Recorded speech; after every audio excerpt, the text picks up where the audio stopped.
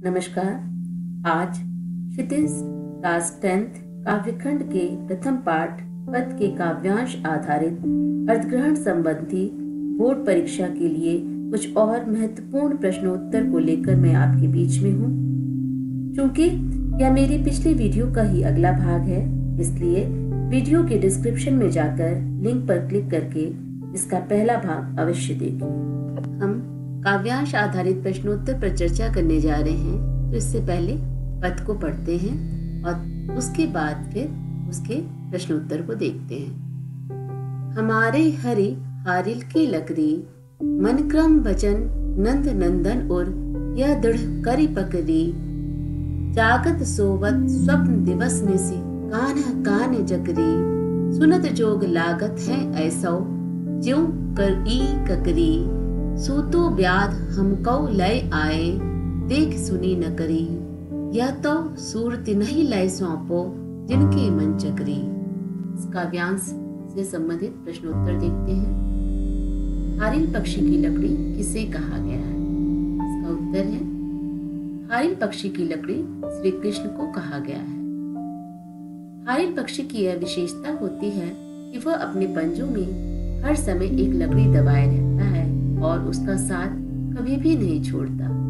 इसीलिए गोपियों ने कृष्ण को हारिल की लकड़ी के समान बताया है, क्योंकि जिस प्रकार हारिल पक्षी अपने पंजे में दबी लकड़ी को आधार मानकर उड़ता है, उसी प्रकार गोपियों ने अपने जीवन का आधार श्री कृष्ण को मान रखा है। आइए अगला प्रश्न देखें। हारिल की लकड़ी से क्या अभिप्राय है? गोपियां हरि को हारिल की लकड़ी क्यों कहती हैं? इस प्रश्न को बोर्ड में कई प्रकार से पूछा गया है। आइए देखते हैं किस किस प्रकार से पूछा गया है। गोपियों के लिए कृष्ण हारिल की लकड़ी किस रूप में है? अभिप्राय स्पष्ट कीजिए। या काव्यांश में हारिल की लकड़ी किसके लिए प्रयुक्त हुआ है, क्यों? एक और प्रकार है इसका कि गोपियों के लिए हारिल की लकड़ी कौन है और किस रूप में है, स्पष्ट कीजिए। या श्री कृष्ण को हारिल की लकड़ी मानने का क्या भाव है? इन सभी प्रश्नों का उत्तर आप एक ही प्रकार से लिखेंगे। हारिल की लकड़ी से अभिप्राय किसी वस्तु के स्मृति में स्थायी रूप से बस जाने से है।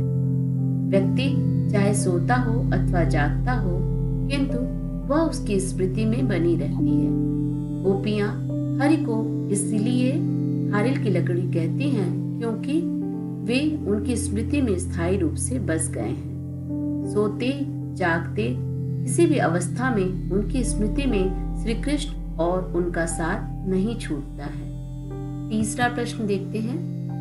गोपियां योग का उपदेश किन्हें देने को कहती हैं? इस प्रश्न को दो और प्रकार से बोर्ड में पूछा गया है।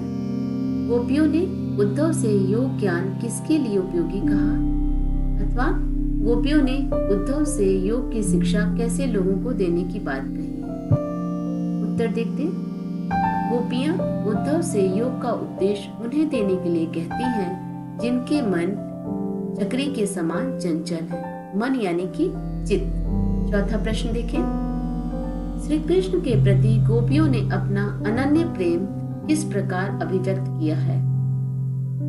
उत्तर होगा श्री कृष्ण जी के प्रति गोपियों ने अपना अनन्य प्रेम हारिल पक्षी के माध्यम से व्यक्त किया है। जिस प्रकार से हारिल पक्षी अपने पंजों में हमेशा एक लकड़ी दबाए रहता है, उसी प्रकार गोपियों ने भी मन वचन और अपने कर्म से श्री कृष्ण जी को अपना लिया है।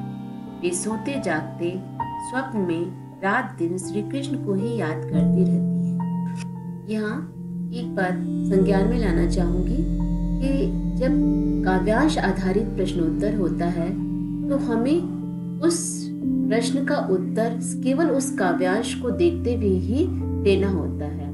जैसे यहाँ पे जो ये प्रश्न है कि गोपियों ने अपना अनन्य प्रेम किस प्रकार अभिव्यक्त किया है, तो चूंकि यहाँ पे हमारे हरि हारिल की लकड़ी इस काव्यांश पर आधारित यह प्रश्न है, तो इसलिए हमें यहाँ पे केवल हारिल पक्षी का जिक्र करना पड़ेगा।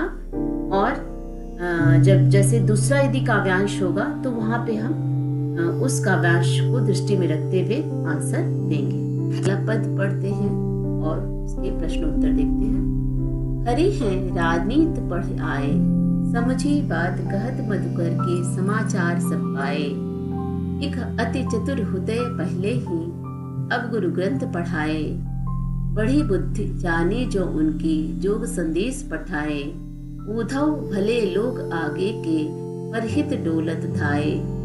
अब अपने मन फेर पाहिए, चलत जो हुते चुराए।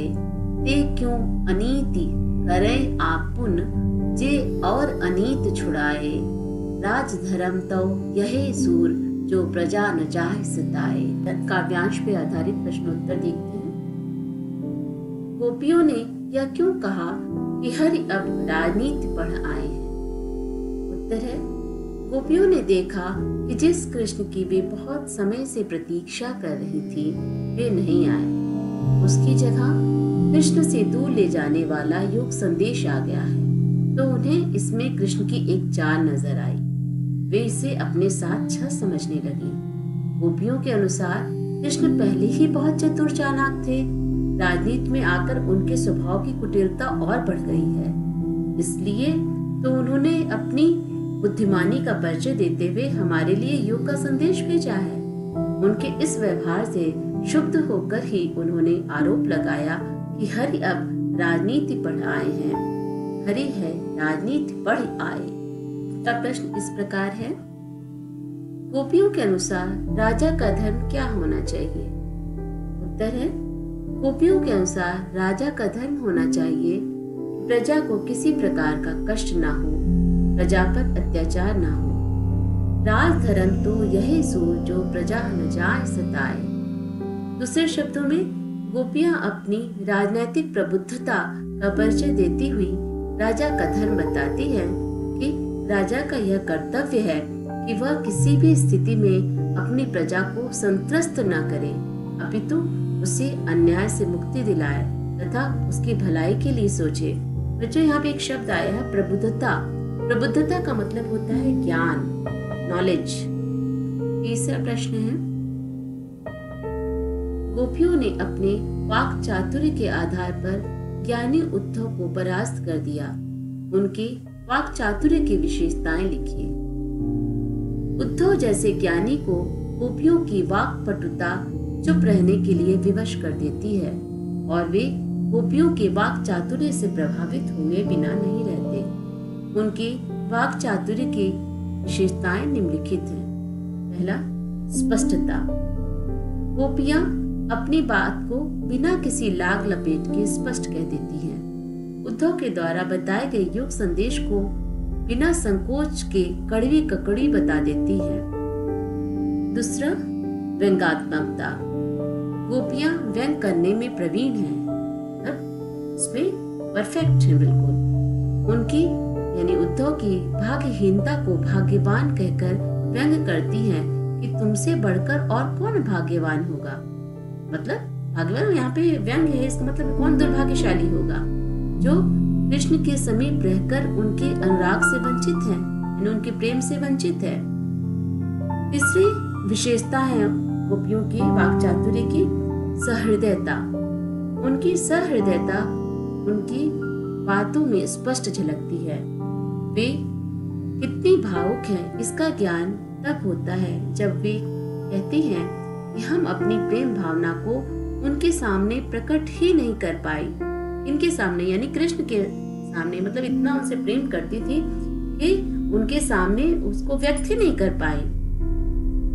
इस तरह उनका वाक चातुर्य अनुपम था, उनका यानी कि गोपियों का।